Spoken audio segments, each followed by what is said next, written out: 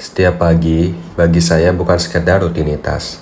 Ada sesuatu yang magis di setiap awal hari, seperti aroma kopi, cahaya matahari, atau suara hujan di luar jendela. Dari hal-hal kecil seperti inilah, sering muncul inspirasi yang kemudian saya tuangkan dalam bentuk tulisan. Menulis bagi saya adalah cara untuk bercerita, mengingat, dan memahami dunia. Dan inilah yang disebut sebagai creative writing. Creative writing adalah bentuk tulisan yang tidak hanya menyampaikan informasi, tetapi juga perasaan dan makna.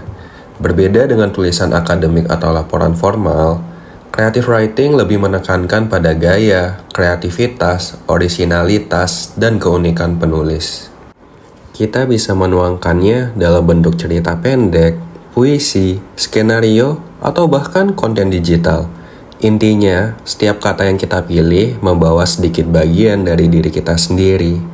Ide menulis bisa datang dari mana saja, seperti pengalaman pribadi, kejadian sehari-hari, atau bahkan hal sepele yang kita temui di jalan. Kadang, saya mulai dari pertanyaan sederhana, bagaimana jika, bagaimana kalau. Nah, dari situlah cerita saya mulai tumbuh. Saya ciptakan karakter, suasana, dan konflik. Dalam creative writing, setiap tokoh punya suara, setiap tempat punya emosi, dan setiap kalimat membawa makna. Struktur ceritanya pun bisa linear, non-linear, bahkan flashback, tergantung bagaimana penulis ingin membawa pembaca masuk ke dalam dunianya. Fungsi creative writing bagi ilmu komunikasi itu ada banyak banget teman-teman.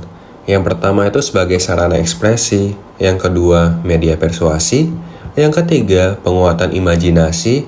Yang keempat, komunikasi estetis. Dan yang kelima, sebagai pengembangan karir bagi seseorang yang ingin terjun ke dunia profesional sebagai penulis, copywriter, content creator, dan masih banyak lagi deh teman-teman.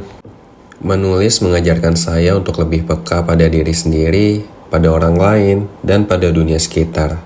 Setiap kata punya cerita, dan setiap cerita punya kekuatan untuk menginspirasi. Creative writing bukan hanya tentang menulis indah, tetapi tentang berani mengekspresikan diri.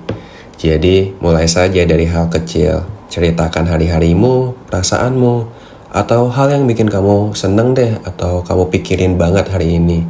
Karena siapa tahu, dari satu cerita sederhana, lahir karya besar yang bisa menyentuh banyak orang.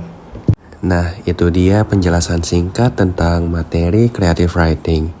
Hope you enjoy this video and bye-bye.